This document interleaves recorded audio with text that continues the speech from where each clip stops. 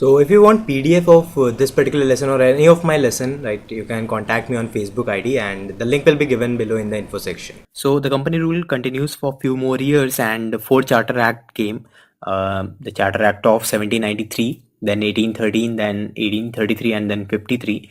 But in polity you have to study about only two Charter Acts, that is the Charter Act of 1853 and the Charter Act of 1833. But do study about the Charter Act of 1813 and constitutionally it's not that great. There are no landmarks. That is why it is not mentioned in Laxmikanth. But if you study it from the context of the education system in India, it's important. Uh, there are few acts or there are few provisions, right, which have impacted or which had uh, impact on the current education system. Like the Britishers invested some amount of money, and you can say that's the beginning point from the Britishers to invest or to think about the education of Indians, right? So let's study about the Charter Act of 1833. This act was final step towards centralization in India. Look, before, and I'm talking about the state of princely states, right? Before the during that time, the governor of Bengal, the governor of Madras, and the governor of Bombay act independently, right? They have to govern their own provinces and they have to look over the matter of their province only. But from regulating act, they started the post of Governor General of Bengal, which is the first step, right? And that's not the final step. That was the first step towards centralizing the powers to one authority, which is Governor General of Bengal. But in Charter Act of 1833, they took the final step towards centralization in India, right?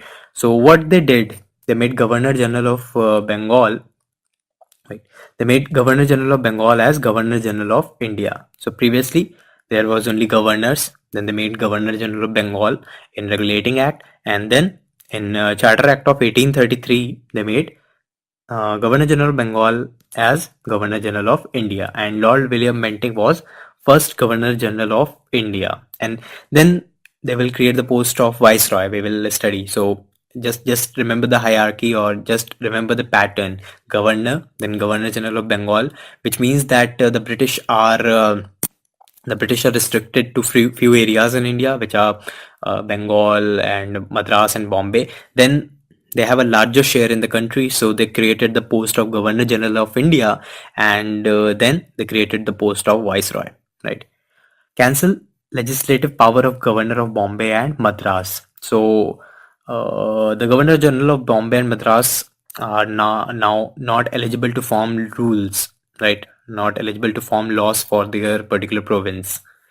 Ended East India Company's commercial body, right? And it became purely administrative body.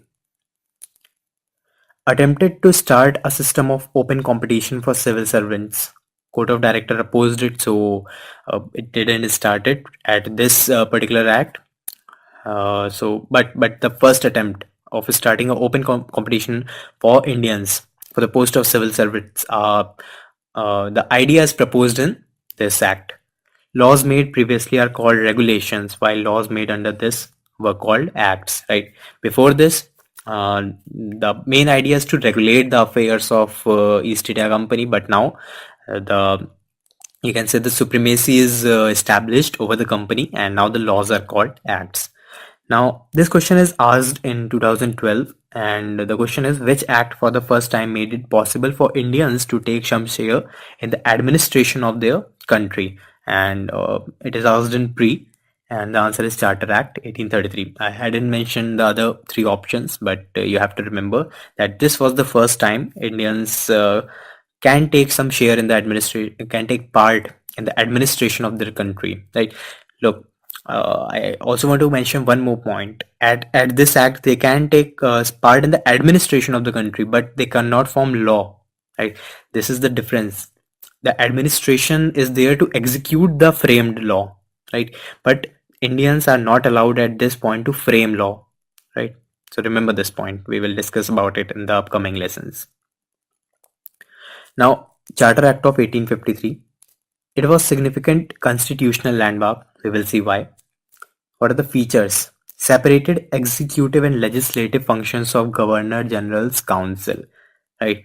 If you remember, there was a in the Regulating Act there was a team member of four, and it is called Executive Council or Governor General's Council. And now the executive and legislative functions of Governor Council are separated. What is the legislative function? To frame the rules or to frame the laws. And what are the executive functions? To implement those laws, right? So these are separated now. Addition of six new members called legislative councillors. So what they did previously, the council is a four-member team or four-member committee, you can say. Now they added six new member to it, who are called legislative councillors, also called Indian Legislative Council. So this is the current system we are following. At a larger level, there are executive, there are legislative, and plus there is judiciary. Competition system for post of civil servants. Now, previously in the Charter Act of 1853, the Court of Director opposed it, but here it is started.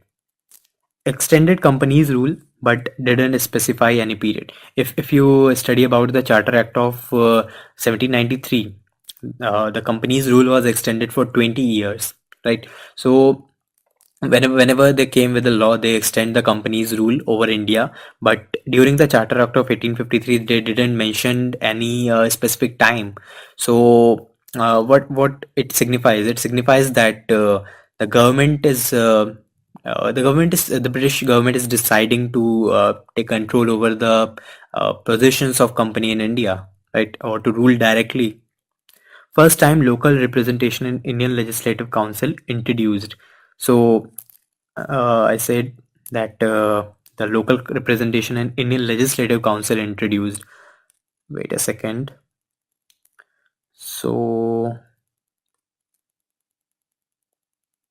okay.